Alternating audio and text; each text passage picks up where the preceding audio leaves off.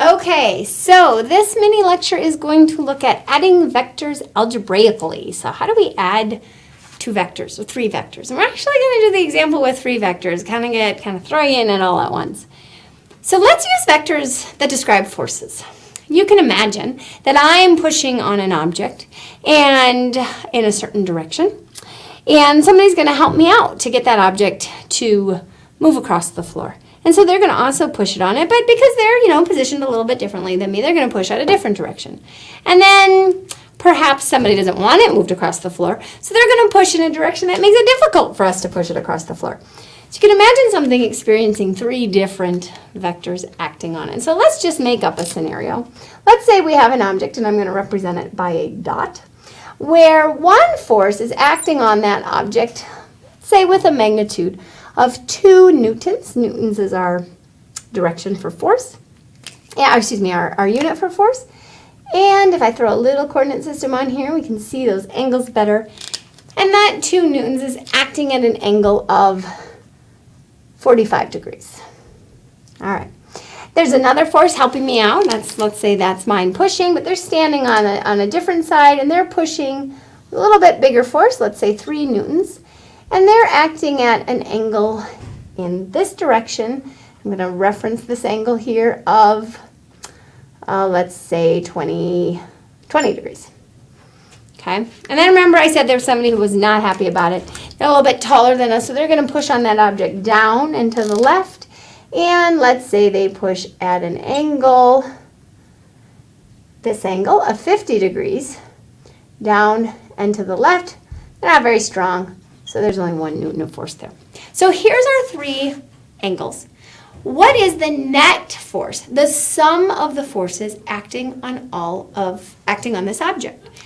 If we define each vector by a letter, we'll say this is A.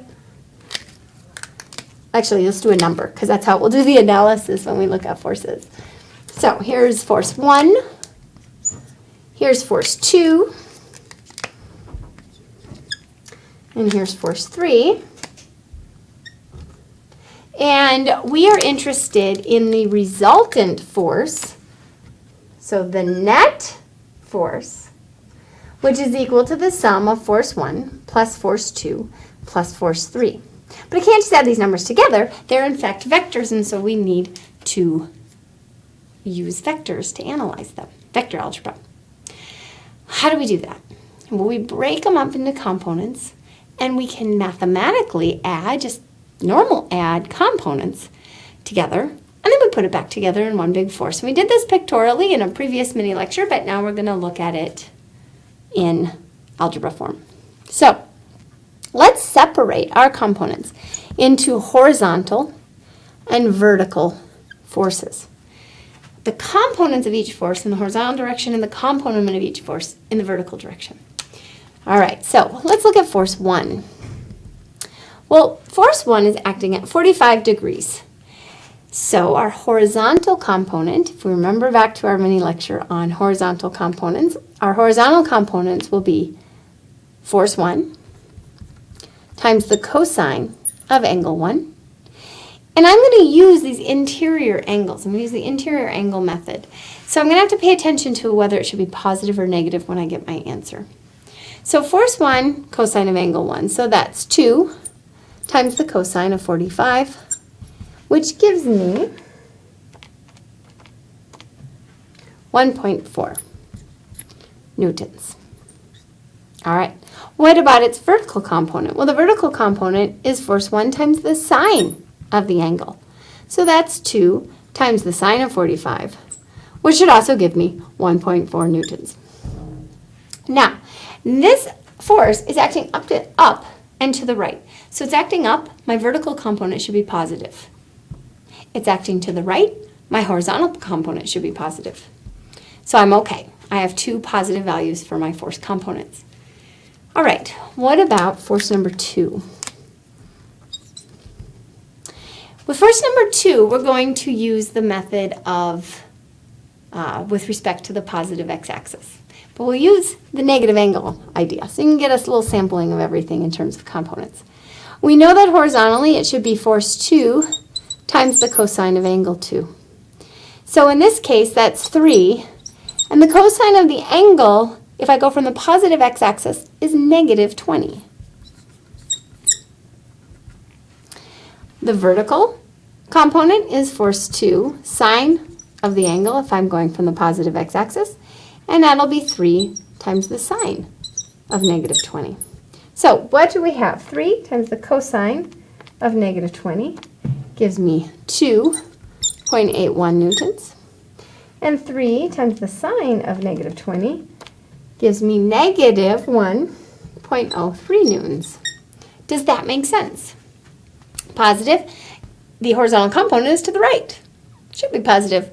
Negative, the vertical component is down. This is down and to the right. So indeed it should be negative. All right, so our directions are consistent.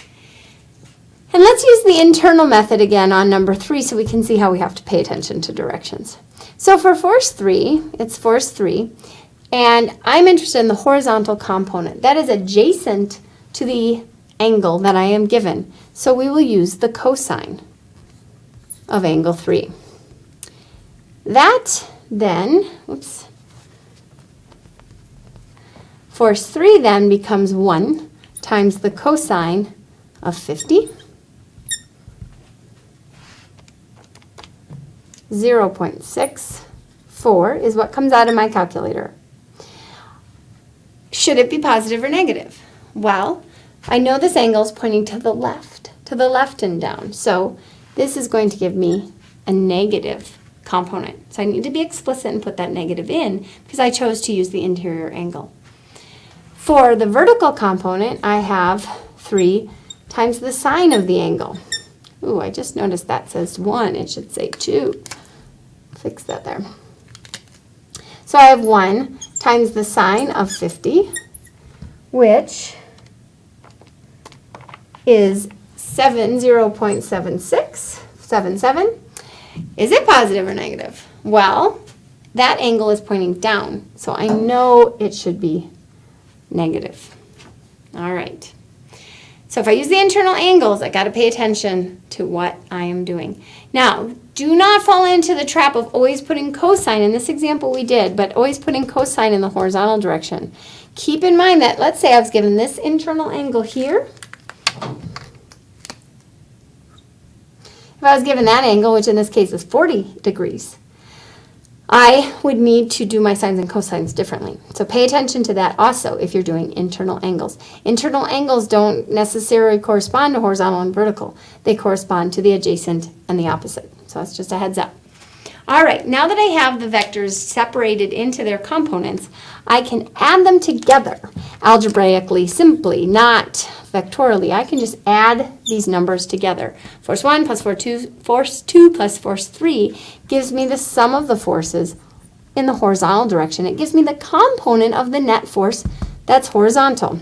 So 1.4 plus 2.81 plus a negative 0.64, I get a sum of 3.57. Let's do that again. 1.4 plus 2.81 minus 0.64.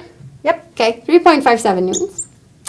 And in the vertical direction, if I add all those together, the sum of my vertical forces is 1.4 minus 1.03 minus 0.77. I get a vertical force of negative 0.4. So these now become my components of the net force. So now I have to use that other method where I take the components and I put it back together into a force. So how did I do that? Well, to get the magnitude of the net force, I take the square root of the horizontal component squared plus the vertical component squared. So in our mini lecture on bringing components into forces, we had velocities, but it's easily transferable to another physical quantity that's a vector, in this case, forces. So what is the magnitude of my force? Well, the square root of 3.57 squared plus, I'm not sure I did that right on my calculator, so let me just get rid of that, quit that. The square root, we'll try that again, of 3.57 squared plus negative 0.4 squared is equal to 3.54 newtons. And I will feel better just checking that for us so we don't have an error in the notes.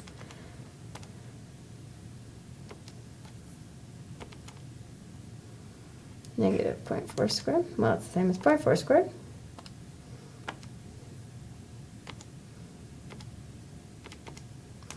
Whoopsie. 7.9. So I'm just doing this another way to make sure 3.5. I did not get the same answer. I got 3.59. Well, it's pretty close, so it might be my rounding error. So let's just do it one more time. I have 3.57 squared plus 0.4 squared, square root, 3.59. So maybe I just misread it. All right, so we have 3.59 is our magnitude. What is our angle? Well, our angle is going to be the inverse tangent of the vertical component over the horizontal component. So in that case, we have the inverse tangent of negative 0.40 over 3.57. So that gives me an angle of negative 0.4 divided by 3.57. Negative 6.4 degrees. Does this angle make sense? All right, remember, our tangent only gives us angles in the first and fourth quadrant. This tells me that I'm in the fourth quadrant, negative 6.4 degrees with respect to the horizontal x-axis. So my angle of this force is somewhere down here with a magnitude of 3.59. Does that make sense? This would tell me I have a positive x component and a negative y component. Bingo, I do. So this is the true angle. I am not being misled by the mathematics in this example. All right, so full practice on this one, adding them by adding vectors algebraically. The idea of really just breaking things into components, adding them up just by number at that point, and then putting that vector back together. To do that, you had to practice pulling that vector into components, and you had to practice putting that vector from components back into a vector. So really good practice. Throw in a bunch of these for examples, throw in some angles, and just try them out. Practice so that you become very efficient at it. All right, have a great rest of your day.